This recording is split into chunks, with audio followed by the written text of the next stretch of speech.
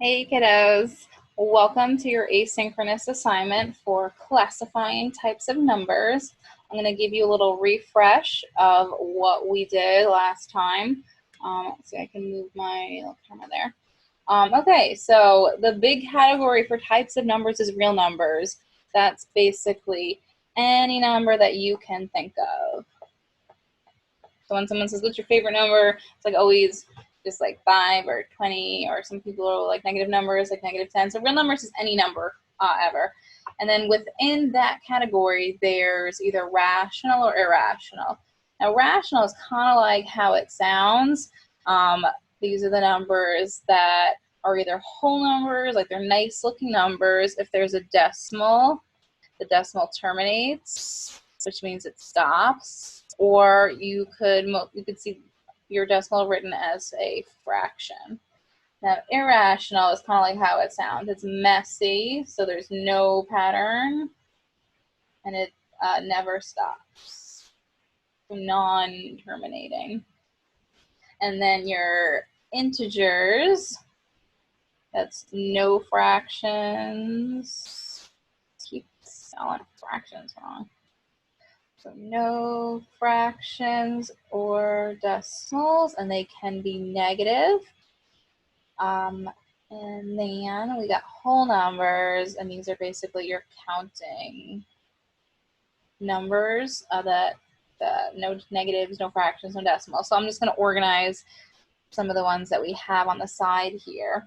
So a rational number could be something like half, because it can be a fraction, a decimal that terminates. We could also have 4, because we could put 4 as a fraction, so that's going to be rational.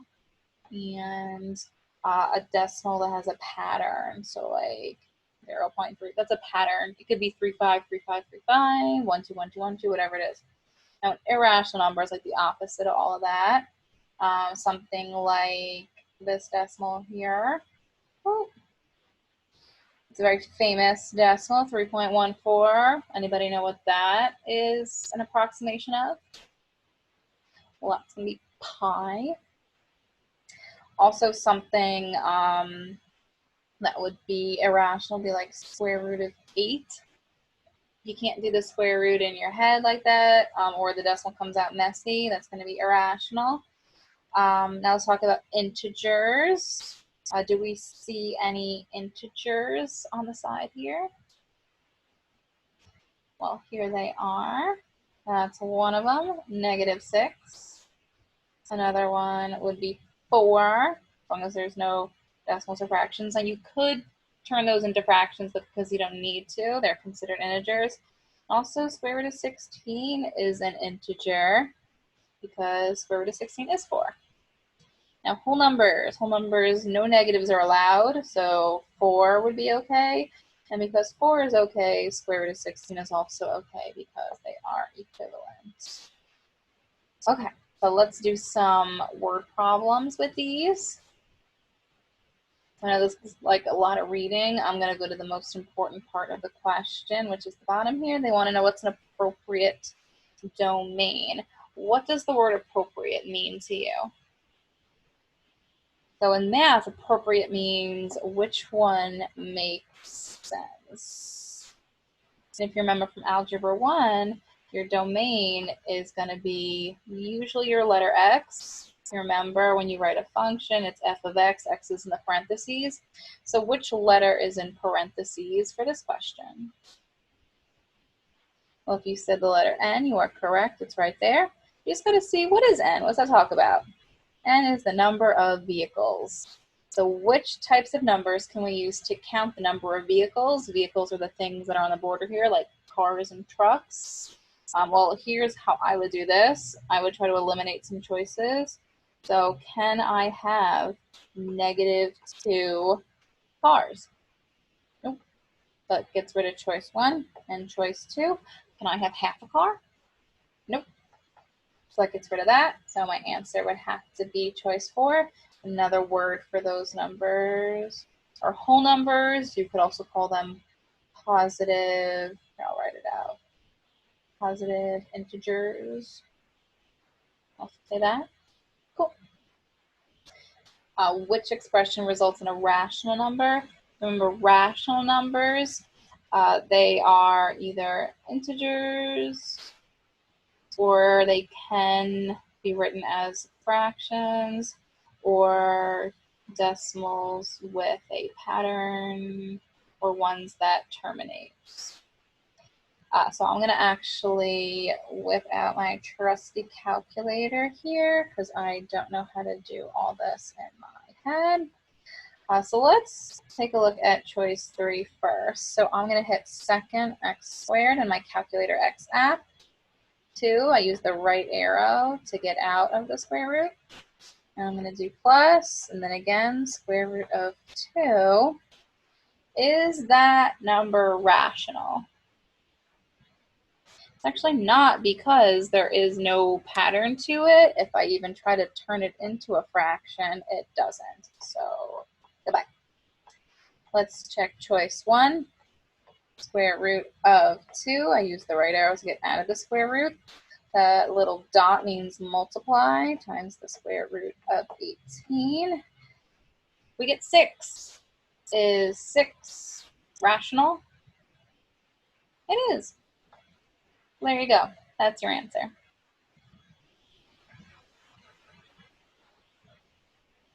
All right.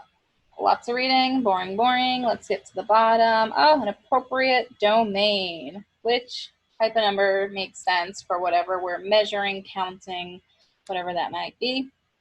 So I'm looking for the letter that's in the parentheses. Well, that's W. What does W stand for in this question? Well, that's the pounds. You're weighing something. Here's a sample of what a weight could look like. First of all, can you have a negative weight? No. So I need my answer to be positive. Which choices should I eliminate? I'm going to get rid of choice 1 and choice 2. They didn't say positive. So like -5 could be allowed, -½ could be allowed. I don't want any negatives. Now, do I want integers, positive integers, that would be a whole number, or are fractions and decimals okay? Which choice should I pick, 3 or 4? You said 4, you're correct, because when you're weighing something, it's not always going to be a perfect number. You can have a decimal when you're weighing something. Like if you go to the grocery store or you buy some froyo or something like that and you weigh it, you could have decimals. That's how you do that. Okay, oh my God, inequality is super scary. Very similar. They're looking for that appropriate domain. I see that C is there. C is the number of ice cream cones sold. So I'm going to let you try this one on your own. We're talking about the number of ice cream cones. Which set of numbers can I use to count the number of ice cream cones? And then we'll go over it. So here's how you do this one. If I'm counting the number of ice cream cones, I can't have negative ice cream cones. I need them to be positive. So I need something that's going to be greater than 0. So this is how you do that one. If you hold up your left hand, looks like less, and also the letter L. The greater than, you can actually turn it into a G for greater. I know, so cute. So anyways, I want the ones that say greater than. So any choice that says less than can get out of there. A rational number means I can have fractions. An integer, no fractions. So if you're counting ice cream cones, I cannot have half an ice cream cone. So I'm going to go with choice 2, positive integers, same thing as whole numbers. Okay, next one. This one looks super scary. Easy peasy. Instead of appropriate domain, they say realistic. So which one makes sense here? Instead of X, what letter are they using? T. Right there and right there. And T is the number of seconds. So we're talking about time. Are there any choices that we can get rid of that don't, that have numbers that you can never use for time? Well, if you said choice 1 and choice 4, you're correct because you can't have negative time, and when that says all numbers, that implies negative. Now I'm in between choices 2 and 3. Remember, we're talking about this domain. What's my answer? It's going to be choice 2 because I'm talking about time, not the height. So I would get rid of that and circle choice 2. I didn't even have to really read the problem, and I know this is what the visual would be, but didn't even need any of that. Okay, I'm going to have you guys try this one on your own, and then we will go over it. Okay, here's how you do this one. They're talking about the best domain here, which is actually X this time. X is the number of complete products, your keyword here being complete. I can't have negative products, so I get rid of that. Complete meaning it has to be a whole thing, so I can't have half. Real numbers is even more vague than rational. You would allow decimal, so I get rid of that. Whole, meaning a whole thing, complete. So whole definitely goes with the word complete. Choice 4. Okay, this one's a little tricky.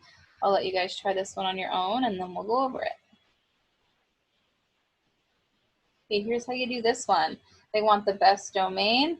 They don't actually give you the letter here. They're talking about the number. That's a number symbol, not a hashtag. Number of songs.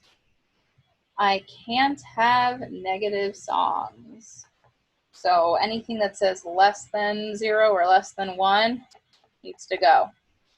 Can I have half a song? Of course not. So because rational means fractions are allowed, I get rid of that. I need to be able to have a whole song here. So choice 2 is my answer.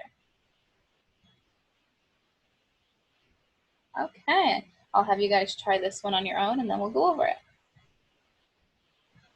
Okay, here's how you do this one. Very similar. They want an appropriate domain.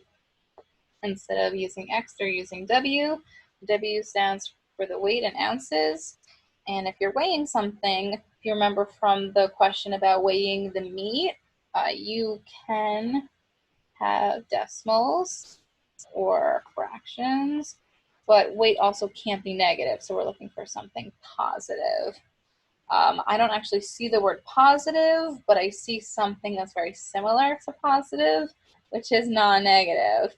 Non-negative literally means not negative. And if it's not negative, it's either positive or 0.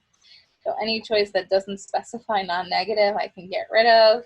And because I'm allowed to actually have decimals and fractions, I go with choice 4 for that one. Okay, so that brings us to the end of our Ed puzzle here. Thanks for watching. Can't wait to see what you got.